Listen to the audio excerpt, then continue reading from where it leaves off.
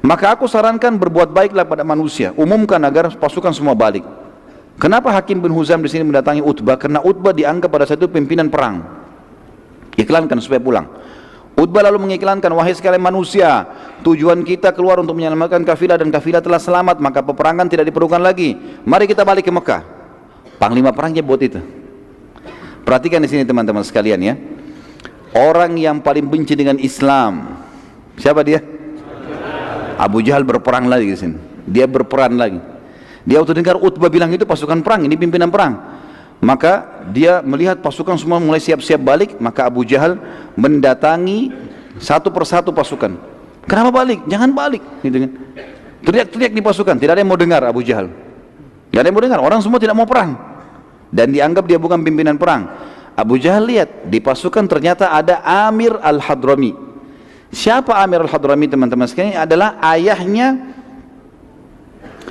yang dibunuh anaknya oleh Abdullah bin Jahash.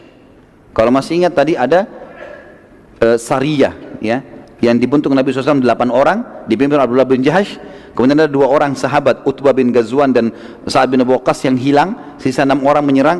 Kan ada 2 orang dari orang Quraisy yang ditawan, 1 terbunuh. Yang terbunuh ini anaknya si Amir ini. Amir keluar ini untuk membalas kenapa anaknya dibunuh oleh Abdullah bin Jahash. Juga mau ikut pulang, Abu Jahal dekati. Dia mengatakan, wahai Amir, ya, dia bilang sama orang ini kan, wahai Amir, apa kau tidak lihat orang-orang semua akan kembali ke Mekah dan mereka tidak akan membalas kematian anakmu? Amir lalu terus dimotivasi oleh Abu Jahal, ingatlah darah anakmu tumpah, anakmu mati, dibunuh oleh Abdullah bin Jahash, itu pasukan muslim. Kalau kau sekarang biarkan mereka pulang dan kau tidak menarik pasukan ini, maka pastilah anak kamu tidak ada balasannya sama sekali, dan percuma kalau dari Mekah. Terus dimotivasi dengan kalimat-kalimat sampai akhirnya Amir mendatangi atau pergi ke tengah-tengah pasukan, lalu ia duduk di atas tanah. Dia buru-buru ke depan pasukan, lalu duduk tiba-tiba di atas tanah. Orang semua jadi berhenti lihat, kenapa ini Amir duduk di atas tanah? Kemudian Amir mengambil tanah dan dia taruh di kepalanya ya, sambil dia menangis dan mengatakan, sungguh kasihan aku, sungguh kasihan aku, kalian tega meninggalkan membalas kematian anakku.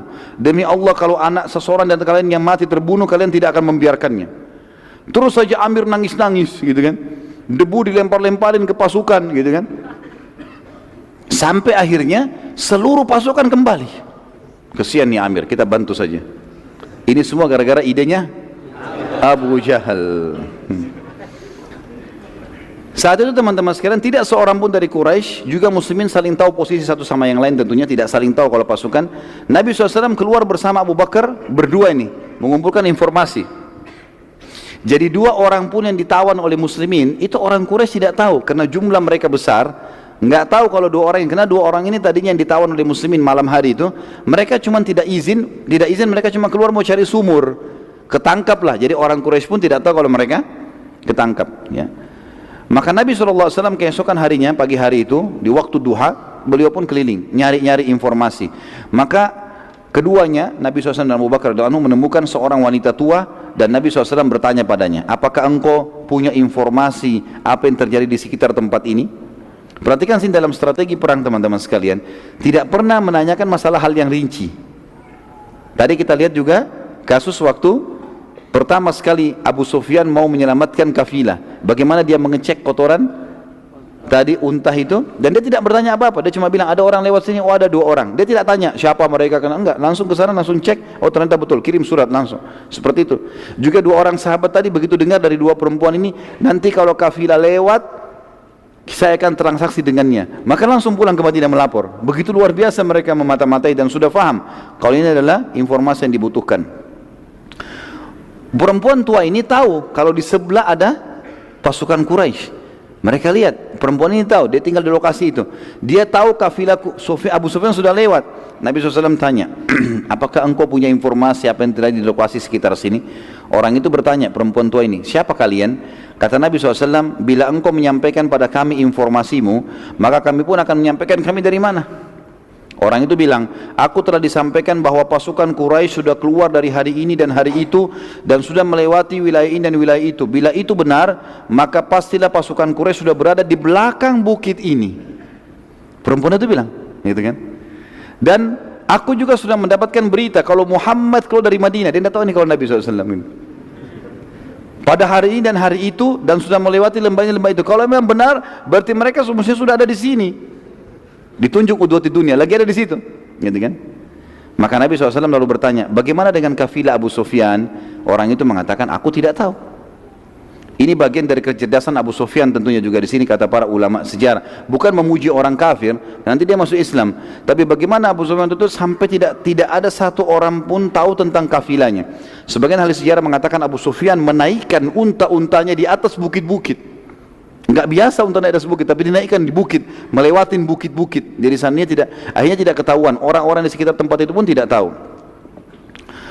Orang itu lalu bertanya, kalian dari mana? Kata Nabi SAW, kami dari air.